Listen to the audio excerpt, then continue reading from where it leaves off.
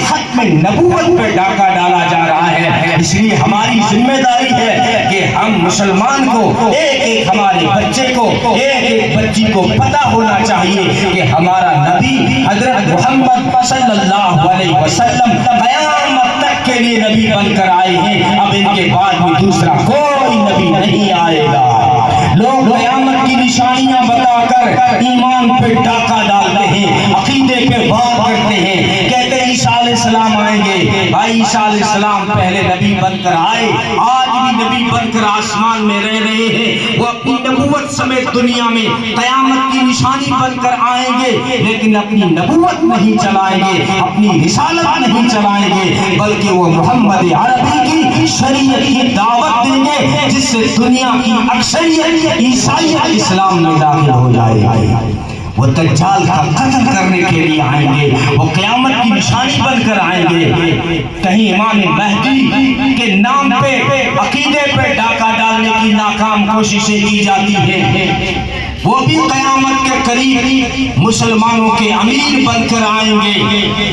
ان کا ٹارگیٹ دجال کا قتل ہوگا، ان کا مقصد خلافت کا نفاذ ہوگا، اس قانون کو دھرتی پہ نافذ کرنا ہوگا۔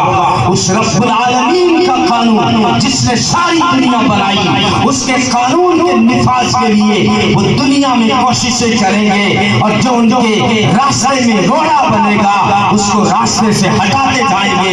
اس کو لے کر بھی جو ہے باتیں جو ہے بنائی جاتی ہیں، اور ختم نبوت پہ حملہ کرنے والے کہتے ہیں۔ آپ نے سنا 2-3 سال پہلے ہمارے راجستھان کے کئی شہروں میں وہ شکیل بن حنیف جو بہار سے آیا تھا اور راجستھان آیا، اور راجستانی نے کہہ دیو میں تھارو نبی ہوں، کوٹا ٹون کے میں نے کہہ دیو میں تھارو نبی ہوں۔ انہیں کون مانے نبی میرا ہے؟ جو کو بی ایڈ کروڑا چھوڑا، بی اے کروڑا چھوڑا ہے نا، دو ہاتھ جیبا میں گھال کے پھر میں پڑھیا لکھا، ہاں بھارت سے چھاڑو کوئی کو نہیں۔ ارے بھی پیاری نے نبی مان لیو تھے کتا ہی چھاڑا ہو۔ تو یہ جو ہے مقصد ہے کہ چوراہوں پہ نبی کی سیرت کو عام کیا جائے، مسلمان کے بچے کو بتایا جائے کہ محمد رسول اللہ صلی اللہ علیہ وسلم قیامت تک کے لیے نبی بن کر دنیا میں تشریف لائے ہیں۔ اب ان کے بعد میں کسی کی نبوت کی کوئی ضرورت نہیں ہے۔ رات ہوتی ہے تو ستارے چمکتے ہیں، اور آسمان کے دانوں میں مختلف ستارے، کوئی بڑے کوئی چھوٹے،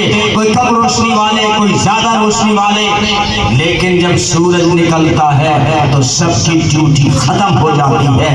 اللہ نے پہلے بہت سارے نبیوں کو بھیجا، لیکن جب محمد رسول اللہ صلی اللہ علیہ وسلم سراج منیر بن کر دنیا میں طلوع ہوئے تو اب کسی ستارے کی کوئی ضرورت نہیں پڑی، اب کوئی ضرورت نہیں رہی۔ اس لیے قرآن میں چاند کو نور جو ہے منیر کہا گیا ہے، اور سورج کو سراج کہا گیا ہے، لیکن جب باری آئی اللہ نے اپنے محبوب کی باری آئی تو اپنے محبوب کو صرف منیر نہیں کہا، صرف سراج نہیں کہا، بلکہ سراج منیرہ کہا۔ کیوں؟